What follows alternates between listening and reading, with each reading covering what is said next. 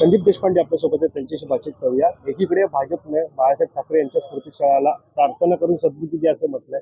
तुम्ही अटल बिहारी वाजपेयी यांच्या प्रतिमेकडे सुद्धा प्रार्थना केली आहे. नेमकं काय समजायचं? मुळात असं आहे, इतके नीच लोक आहेत हे, खरं सांगतो तुम्हाला. आज एका तरुण मुलाचा बिचाराचा मृत्यू झाला, अतिशय दुःखद घटना आहे. आज त्याचे वडील म्हणतात की काय भाषिक याच्यावरनं वाद झाला आणि त्यांनी घरी येऊन आत्महत्या केली. आता ज्यांच्याबरोबर वाद झालाय अजून ती मुलं पकडल्या गेली आहेत का? तर नाही. अजून आपल्याला दुसरी बाजू काय माहिती झाली आहे का? तर नाही. अजून पोलीस कुठल्या निष्कर्षापर्यंत आल्यात का? तर नाही. पण हे सगळं व्हायच्या आधी तुम्ही कसलं राजकारण करताय त्या लहान मुलाच्या मृत्यूचं? एवढी घाई झाली तुम्हाला सत्तेसाठी?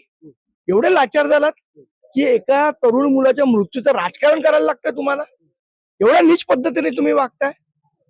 ज्या भारतीय जनता पक्षाचे नेते सुसंस्कृत असे अटल बिहारी वाजपेयी होते, त्या सुसंस्कृत भारतीय जनता पक्षाच्या एवढी नीच अवलादी कुठल्या जन्माला आल्या की जे एका लहान मुलाच्या मृत्यूचं राजकारण करतायत? एवढी कसली घाई आहे सत्तेची? मला समजत नाही.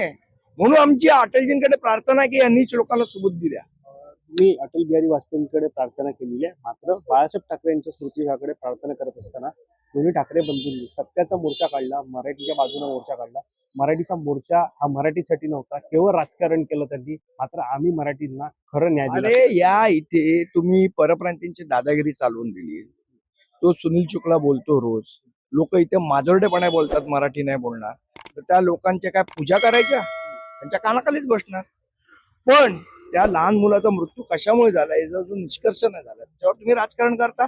आज जे साधूची हत्या झाली त्याच्या आरोपीला भारतीय जनता पक्षात प्रवेश देता, हा तुमचा नीचपणा सत्तेसाठी केलेला की बाबा त्याला घेतलं तर आपली सत्ता येईल. हा नीचपणा तुम्ही करताय आणि तुम्ही दुसऱ्यांना सांगता सुबुद्धी द्या. मला वाटतं अटलजींनी ह्या सगळ्या नीच लोकांना सुबुद्धी द्यावी. लोकलच्या 2 घटना याआधी सुद्धा अशाच प्रकारची रेल्वे ऍक्सिडेंट घडलं होतं. तेव्हा अनेकांचं नाही आठवलं. आज रोज शेतकरी आत्महत्या करतात तेव्हा नाही आठवलं यांना? जेव्हा तो रेल्वे मधले 5 लोकांचा मृत्यू झाला तेव्हा नाही सांगितलं त्यांनी की त्या अश्विनी वैष्णवला सुबुद्धी मिळावी म्हणून? तेव्हा नाही प्रार्थना करावीशी वाटली? आणि एका लहान मुलाच्या मृत्यूवर राजकारण करता, नीच राजकारण करता. लाजा नाही वाटत तुम्हाला?